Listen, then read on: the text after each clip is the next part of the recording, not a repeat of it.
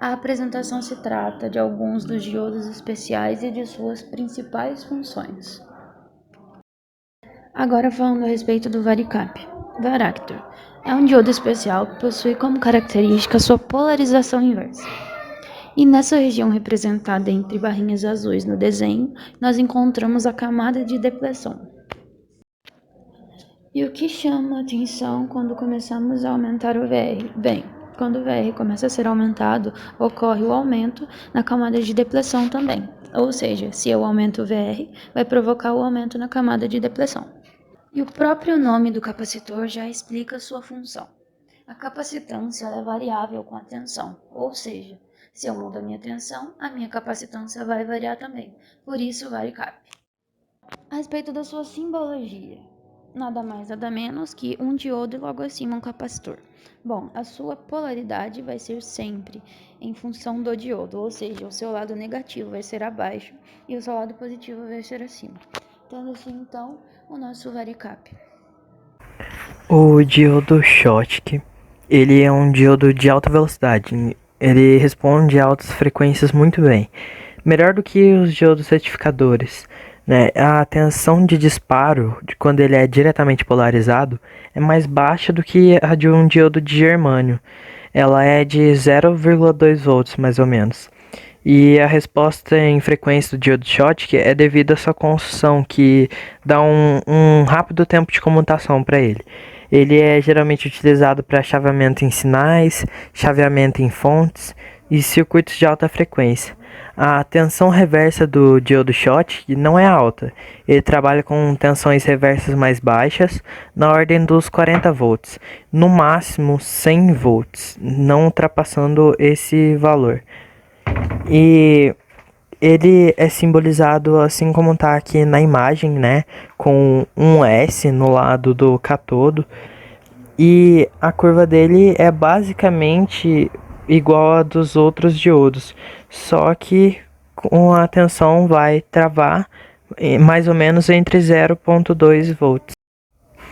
Bom, o diodo túnel, ele é simbolizado aqui, igual tá nessa imagem, né? O lado onde tá aquele traço com as duas pontas viradas pro lado do anodo é o catodo, né? E o diodo túnel, a curva dele é um pouco diferente pela diferença da sua dopagem, né? No começo da curva parece a de um diodo comum, mas a partir de um determinado ponto ela desce e depois sobe novamente. No ponto máximo da corrente, ela trabalha numa região chamada de túnel. E quando a curva desce, ela apresenta uma resistência negativa. E se a gente for fazer assim a lei de Ohm, né, a tensão vai aumentar e a corrente vai reduzir, né? O diodo túnel, ele é utilizado também em osciladores e equipamentos de radiofrequência. O diodo túnel também tem uma resposta em frequência muito alta, na ordem de gigahertz, mais ou menos entre 1 e 2 gigahertz. Diodo LED. O que é um diodo LED? O diodo LED é um diodo emissor de luz. Em inglês, Light emitting diode.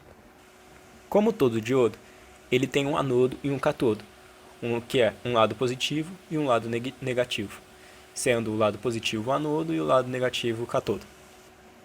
Como todo diodo, a corrente só é passada por um lado, do positivo ao negativo, nunca o inverso. Na imagem tem aí a representação do diodo visto por cima, e essa parte reta, essa parte cortadinha, é onde representa o lado negativo, o lado catodo do diodo LED. E também tem aí representado em perfil, que também mostra que dá para ver que a parte cortadinha, que é a parte negativa, e a parte maiorzinha, que é a parte positiva, a parte do anodo. O diodo LED também tem uma queda de tensão de acordo com a cor, cada cor tem uma queda de tensão diferente, que também tem uma corrente diferente em cada um. Fotoacoplador ou acoplador óptico.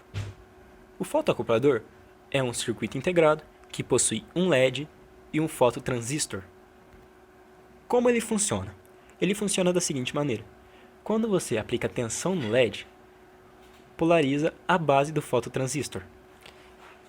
Sendo assim, pode circular uma corrente no fototransistor desde que ele esteja polarizado.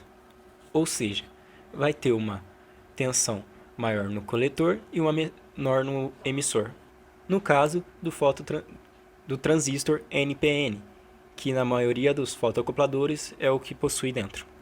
Então assim, polarizando o transistor, quando você acende o LED, a corrente vai circular no coletor e emissor do transistor.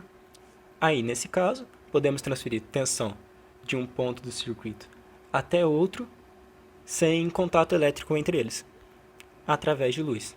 Inclusive, se você variar a corrente no LED, você varia a iluminação dele.